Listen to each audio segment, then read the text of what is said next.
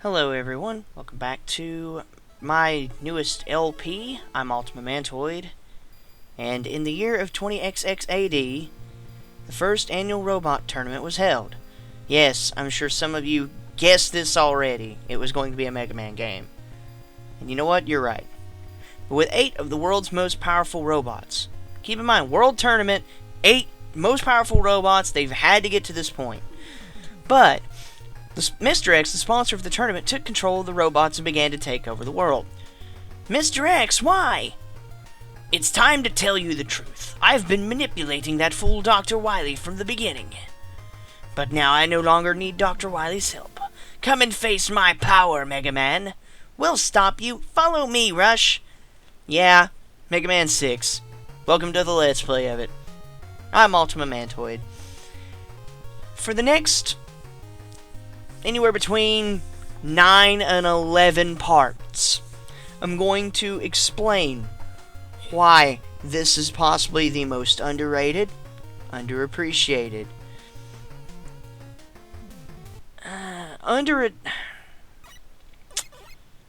how can I put this into words? Basically, why this game almost didn't get made, or not made, almost didn't get released stateside, and why this is quite possibly the best Mega Man game that came out for the NES. I know what you're thinking. You're like, wait, Mega Man 2 and 3 are fucking legendary. Yeah, this game is as well. I'm going to explain that. And the boss order is done by Wing Ascendant. So to start the story as to why this game is awesome, well, first of all, Nintendo actually published this one. Capcom did not publish this one. This game came out in the United States in March 1994. And it was during the transition phase between the NES and the Super NES. Companies were now going to the SNES, and they were leaving the NES behind because, oh, it's old technology. People want to play the new stuff, the better stuff. Well, this game got released in Japan. It was slightly rushed, but it got released in Japan. As you can see, it says Capcom 93. I don't know why they didn't change that. I guess because Nintendo, again, published this. Yes, Capcom refused to publish this in the United States. And I'm sure had they done it, there might have been some censorship or some changes. And, so let's talk about the things that this does better, just starting out. We have this demo. Like, this is a fucking game demo. It's showing you how the game fucking plays. But fuck it, we're gonna start over. Or not start over, but we're going to begin. Now, like I said, Wing Ascendant gave me the kill order for this one. Now, keep in mind, this is a world tournament. There are robots from all over the world in this one. He wants me to start with Yamato Man. Now, instead of just the regular tube with the boss posing, we get their height, their attack, how fast they are, how heavy they are, their defense, where they're located, what kind of battery they have, and a little nickname for them. It's all... Nico said it's the most pointless screen ever devised. I can agree that it's a pointless screen, but the thing is that it's cool to know random shit like that. See this cracked wall? We'll come back to it later. And by later, I mean probably part 5.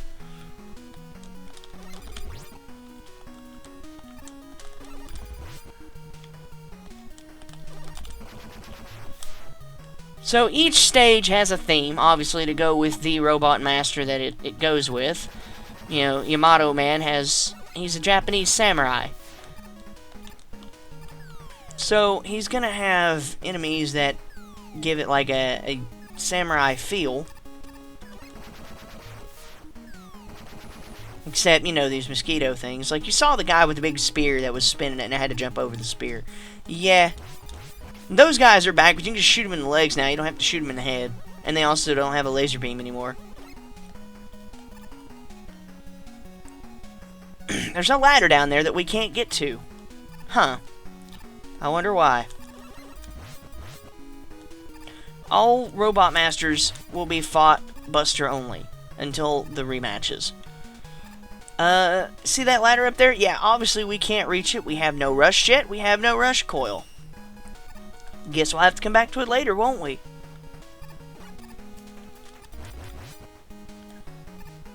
Why is it lagging?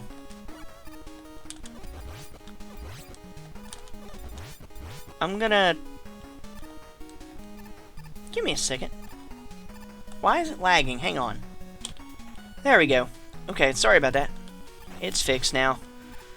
But, you know, the Mega Man formula stays the same. We got the enemies that jump up from the pits that hit you to try to take you down with them. You know, we got these guys who I believe were supposed to be kind of like that robot in Gravity Man stage. Yeah, we've still got the slide mechanic too.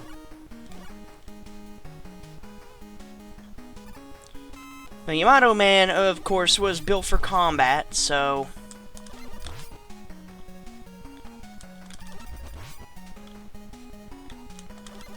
You know, just like a traditional samurai, which is what he's based on. Yamato means 1,000 years, apparently, so if you translated his name into English, it is 1,000 Years Man.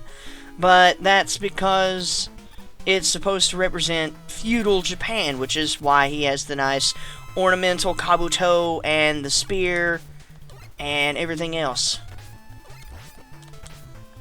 Now notice, this motherfucker has a spearhead. He will throw it at you and then run and get it like a badass. You know, I'm gonna charge. Fuck this shit. You know, if I don't get fucking knocked out of it.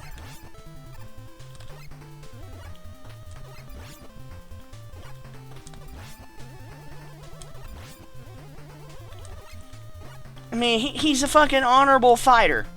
You know, he's like, I have this spearhead. It's like the token item, like, that one, it's like maybe that one spearhead is like the demon slaying spearhead or something, of like a thousand slain demons or something, you know? It's that spearhead.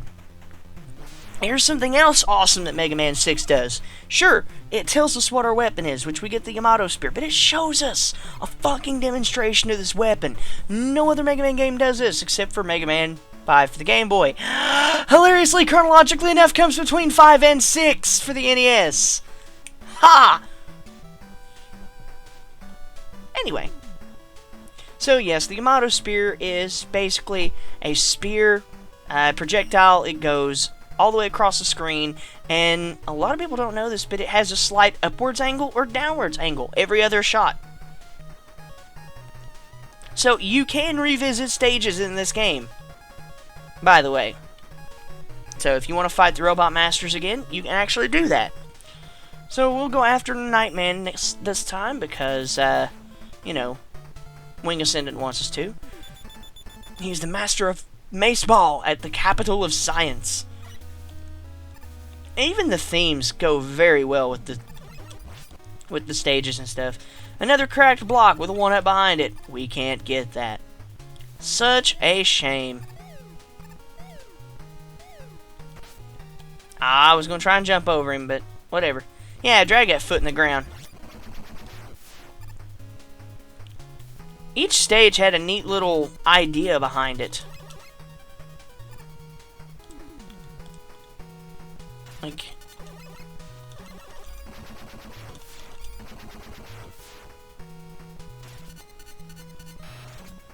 I like how it just drops down after you get a certain point. Now, I want to show something off with this cannon.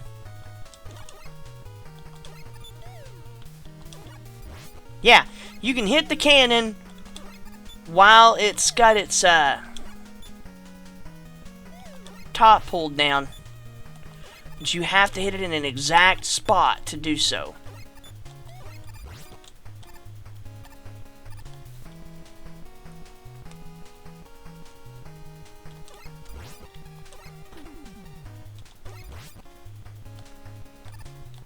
Nightman is a robot master built in Britain because, you know, they've got the whole knighting people and, like, sirs, and they have a history of knights and such, like the French do. Except the French, I think they did it a little bit differently. You know, knights and swords and shields and plate mail and dragons, and so it makes sense By the way, something I didn't mention, this game is unapologetically racist. It does not give two fucks. But then I guess it's not so much racist as just... Then again, I guess maybe it is. Wow, E-Tank? Fuck yeah.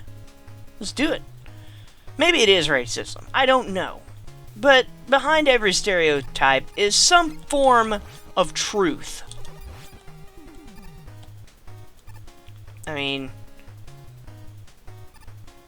I guess it's only called racism because people get offended by the truth, or at least some semblance of it. Now, you don't even have to hold the jump button through the bounce of floors here. Through the bounce of floors! But don't go backwards and hit that spine. Because if you do it like me, you're an idiot. Another cracked block we can't get to.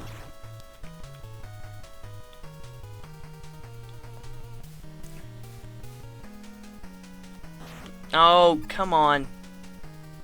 Take him. Take him. I want him to go away. Really? Guess maybe he won't go away. I don't want to have to jump over him. Fuck it. I wanted to be lazy, damn it. Now, the cool thing about Nightman is that he was created by an American. Yeah. See, look at this. The fucking screen goes dark. Fucking thunder and lightning and Thor and Odin and the cries of the gods erupt as the boss drops from the fucking ceiling. This guy is a pain in the ass, but he's not terribly difficult. He is unless, you know, he decides to get right in your face. He does give you at least proper sign that he's gonna throw his mace at you. You know, fucking morning stars are badass, people.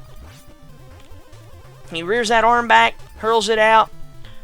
And of course, anything you use at him, when he's got that shield in front of him, it will deflect off, except his weakness, the Yamato Spear. Goes right through that damn shield like paper. Makes kind of the whole idea of it pointless. You can get him to land on the Mega Buster, though. It's best to just wait for him to throw his Night Crush and then shoot him by jumping over it or walking away. Just wait for him to throw it and then shoot him. That's the easiest way to hit him, unless you can get a good back shot. Now, Yamato Man and Nightman were both built by... or not built by, they were built for the entire purpose of combat. And here's the only, I guess, item depiction or weapon depiction that doesn't really show off very well. The Night Chain, you can aim it up and down. It just changes the curvature of the actual mace part, like the flail. And you can also aim it, I think, upwards or down in the air when you jump. I don't remember that one. I'll have to check that out. But, yeah. Nintendo Power got sick of Capcom's shit of keeping all of the Robot Master designs exclusive to, like, people in Japan. So, Nintendo Power held their own contest and basically sent them sent the two that they liked best to Capcom, and Capcom put them in the game. So that's how we actually got Nightman and Windman. Windman's made by a Canadian, and Nightman is made by an American. And I will continue talking about this game more in part 2. I'm Ultimate Mantoid, and this is Let's Play Mega Man 6. Till next time, take care and have fun.